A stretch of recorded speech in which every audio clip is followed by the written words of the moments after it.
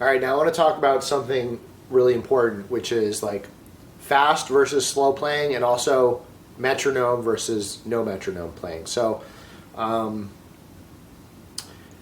know, I've talked to and listened to great guitarists like Guthrie Govan, and you know, he says it's all about slow practice, slow and deliberate. Those are his words, and I really resonate with what he's talking about. On the other hand, I've heard other shredders like Sean Lane say that you should just play at a ridiculous speed and then go back later and clean it up. So I want to talk about both these like contrasting schools of thought, and I actually use both of them, and I feel like that's a good recipe, so to speak. And we'll talk about the metronome thing in a second. So let's just let's talk about the slow practice, the Guthrie method, so to speak. So if I was just playing something, let's say, okay, so we're in the key of C, let's say.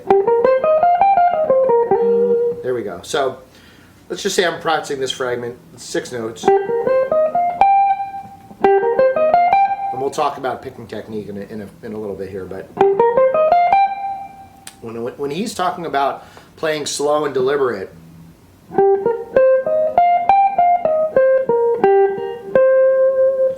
it's just really about getting your body used to the movement without being under the pressure. It sort of does relate to the metronome thing, because when you play with the metronome, you're sort of like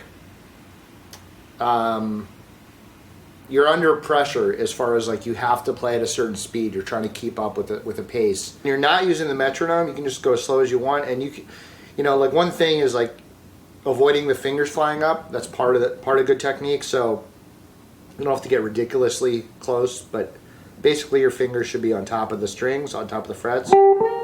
So that's, you know, that's just one example, but the point is, whatever it is, whether it's keeping the fingers close, your picking hand, whatever, you can go super slow and just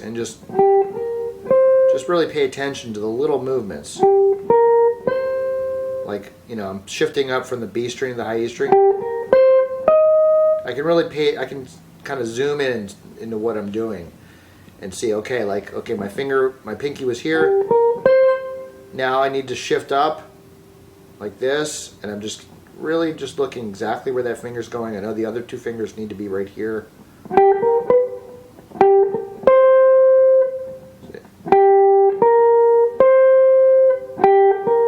And you know, again with the pick, like we'll talk about alternate picking, but this is going to be down, up, down.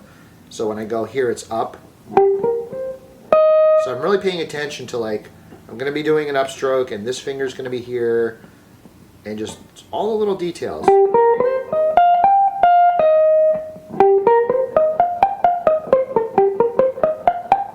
Then when I go back down. So again, this is just an example of the principle. Don't worry about the actual exercise. I'm just showing you how I'm thinking about playing when I play slow. So down, up, down, and then I go back to the B string. Okay, I'm going to do a downstroke. That's something I'm keeping in mind right now.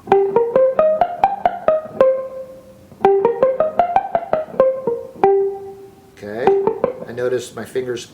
Your hand kind of spreads out a little bit with some of these wide patterns, and we'll get into that. And so you'd be surprised when you go super slow and you just focus on that for like a couple minutes, all of a sudden just like shredding at a ridiculous speed, it just comes like that. Like it's very counterintuitive when you go, you know, slow and deliberate. This is the Guthrie school of thought. Anyway,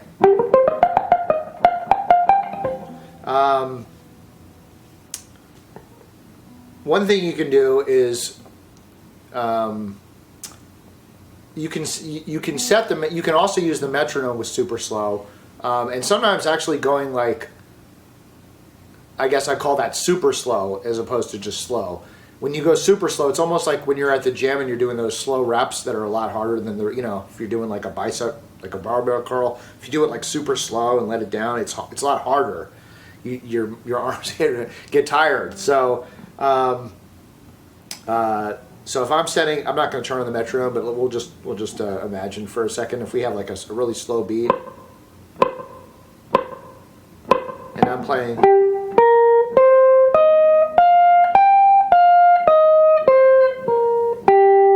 It can be hard to like actually play those, especially with having the notes ring out. You could go, try to go as slow as you can. You could go half that slow, or even quadruple as slow. So if I have like.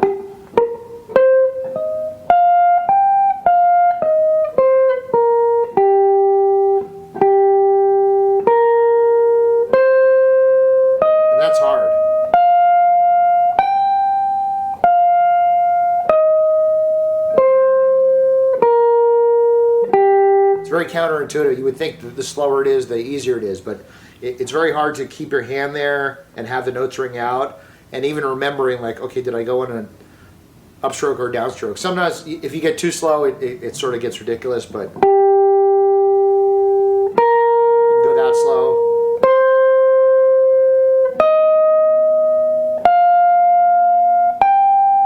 And then you can gradually speed that up. That's a good exercise. Like take a lick or a pattern, just go super, super slow, and then just like build it up over the course of like half an hour or something. You just use your metronome and just keep bumping it up. Maybe like bump it up 5 beats per minute each time you play it, and just keep going.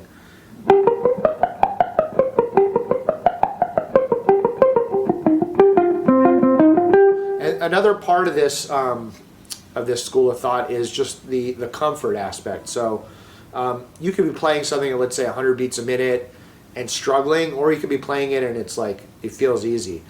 I always feel like if you can play it and it's super comfortable, you should be able to double the speed. So if I'm playing, let's just we'll stay on this little pattern.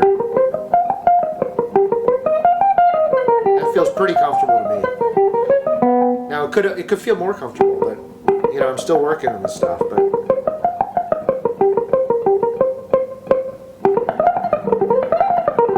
So that was the doubling. You can once you have that